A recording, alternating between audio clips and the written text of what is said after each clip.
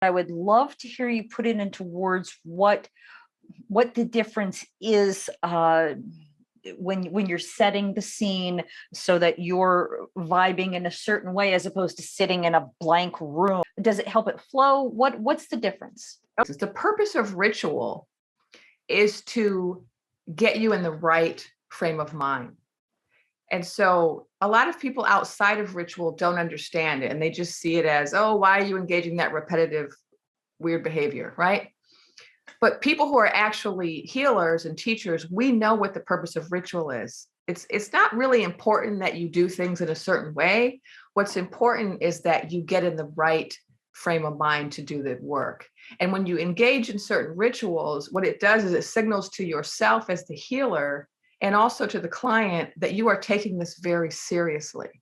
So I'm not casually just walking into a room and sitting down and saying, so what do you want to, what do you want to know? Right?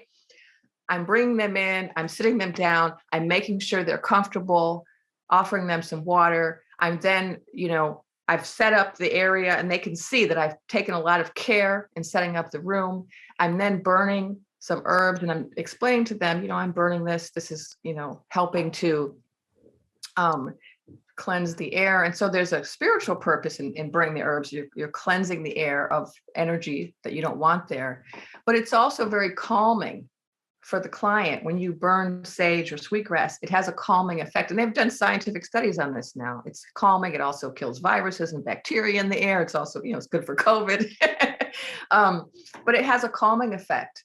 The music that I play these solfeggio frequencies, and in different cultures people use different types of music, but it all pretty much has the same purpose, and that's to affect the energy of the room and then also to calm the people down, or to get the people to enter into more of a trance or more of an altered state where they can kind of put their ego to the side, because people can come in and kind of want to control things when they're just really thinking with their ego mind or their conscious mind. But if you relax them enough that they're entered more into that kind of dream state, then they're open to receiving more information from their higher self. And the role of the medical intuitive is to help the client learn how to advocate for themselves with their healthcare practitioners. And so you're helping them to be more open to what is their body saying. You're helping them to be more open to what is their higher self trying to communicate to them. Do they have any guides trying to communicate with them? So when my clients sit down in my sessions, they're really entering into kind of a trance with me. And so a lot of times when I'm with clients, they will see some of the same things I see or hear some of the same things I hear. So it's an immersive experience. They're not just listening to me. They're not just an audience member of me performing, right? They're participating in their own healing. And all of those tools, which have been used for millennia in so many cultures by medicine people because they know they work, they help to facilitate that relaxation, that openness, that connection with higher self. And they also signal to the client that you're really serious about this. And it also, for the healer, it's reminding you, this is serious business, right? This is not something casual. I'm in a ceremony now, right? So I run my sessions like ceremonies. And it makes me think of I think it's related to another difference, and that has to do with the role of the healer in the culture. So if you're trained in, like when I was trained in the Native community, when I was trained in the Sweat Lodge tradition, I was trained as a firekeeper. And one of the things that was impressed upon me by my teacher was that the most important thing was that I have my mind in the right space, that I have a good heart, right? And that my whole purpose is to help. It's all about service. And that I have to be a good person, and that I have to make sure I'm living a good life if I'm going to be a healer.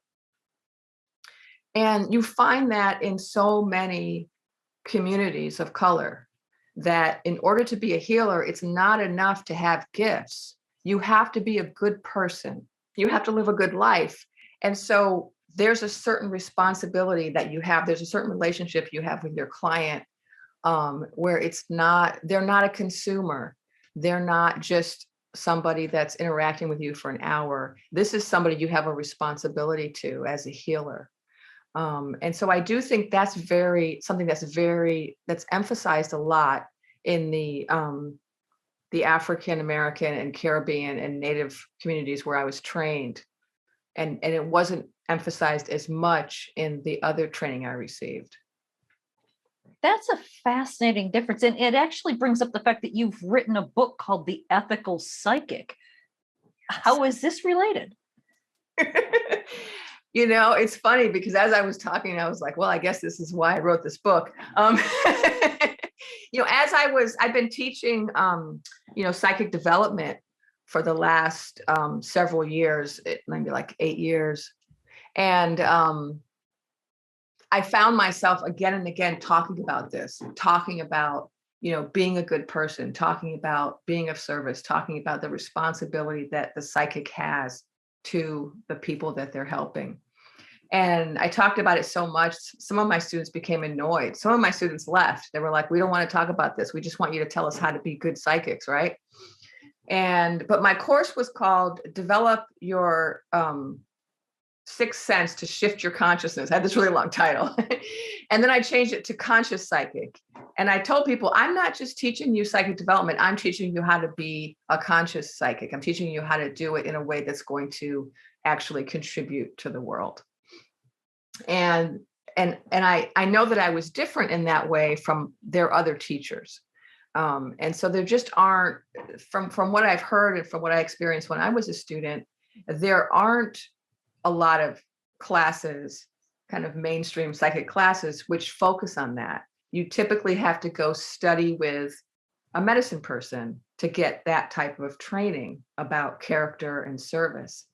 But we live in a culture now, and we live in times now where with the democratization of knowledge, with the internet, everybody has access to everything. And a lot of information that used to be esoteric, hidden, is now exoteric. It's all being shared. So like the Mayans, they hid their knowledge for hundreds of years after the conquest, and now they've shared it. It's happening in Tibet. It's happening all over, that people are sharing their knowledge, and now anybody can study anything. You just go online and study, you can take a class. And this is a good thing. But one of the dangers of it is that people are extracting the technology and leaving behind the ethics. And so I felt like I needed to write a book about this so that all of these people who are out there, just making their own path, trying to learn on their own, and they don't have a teacher, could get some of the information from the book. Yeah. I'm so glad that you mentioned that, because that's always been one of my sort of pet peeves about the occult. The word occult just means hidden. It doesn't, a lot of people think it means evil, but no, it means hidden. And there's a reason this information has remained hidden, because responsibility is a big part of this. So I'm really glad that you're addressing this. I've got 1,000 more questions for you, but we're just about out of time. So let me ask you, is there anything that you still got on your mind that you want to make sure that we cover before we go? Well, I guess something I always like to talk about is the global shift in consciousness.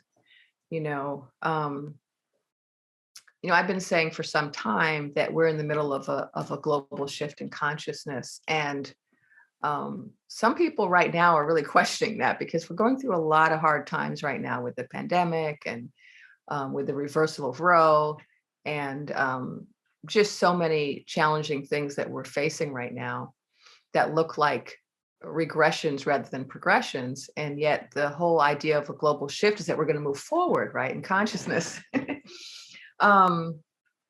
But I do believe it's true that we are shifting forward. And I think what we're experiencing right now is some of the growing pains, some of the kind of last gasp behavior of a dying empire and of an old way of thinking.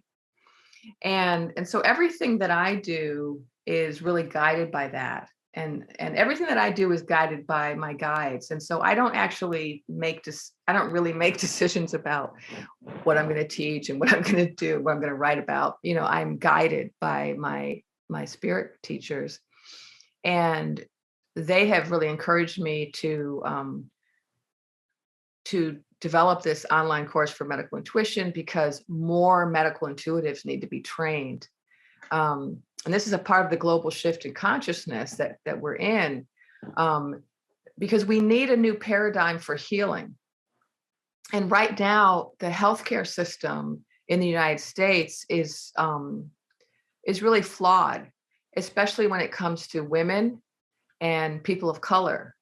And so a lot of women, so many of my clients that come to me are women who have experienced medical gaslighting, where they go to the doctor and the doctor tells them, you're not sick, you just think you are. It's all in your head, you're emotional, or it's psychosomatic, or whatever story they're told, it's never the truth. And then they come to me out of desperation only. People go to medical intuitives as a last resort.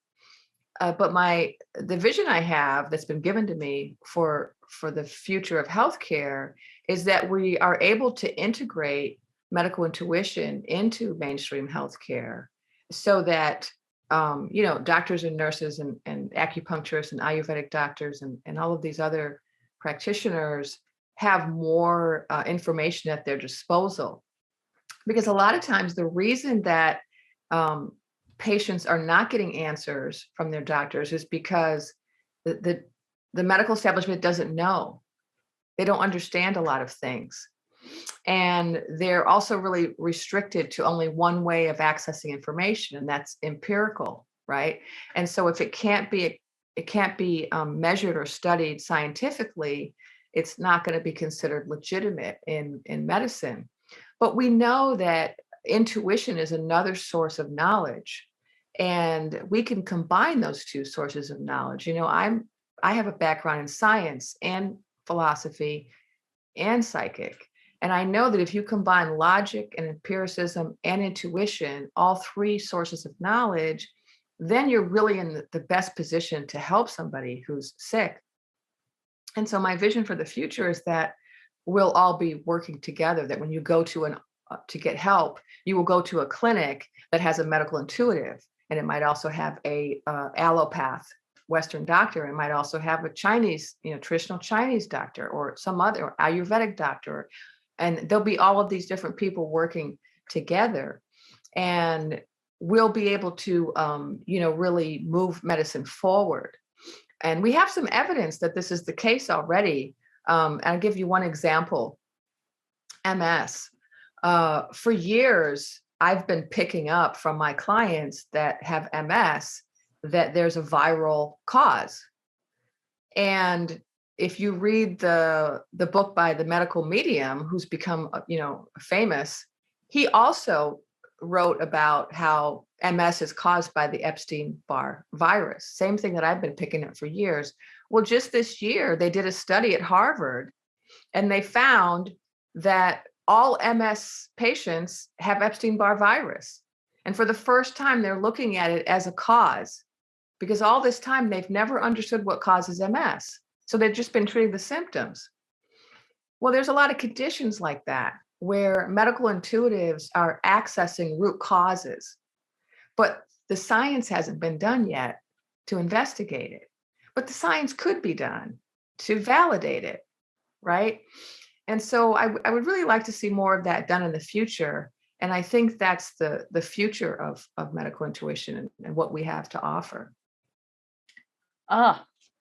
From your mouth to God's ears, goddess, whatever you call that. Thanks for listening. Check out Castle Gate, a novel based on my own ancestral healing journey at lisabonis.com. In 1921, 4 men set off from Scotland to the United States. Will Garrock, his brother Pete, his son Willie, and his nephew Thomas, all coal miners. They left behind the miners' rows and the nationwide mining strike with its soup kitchens.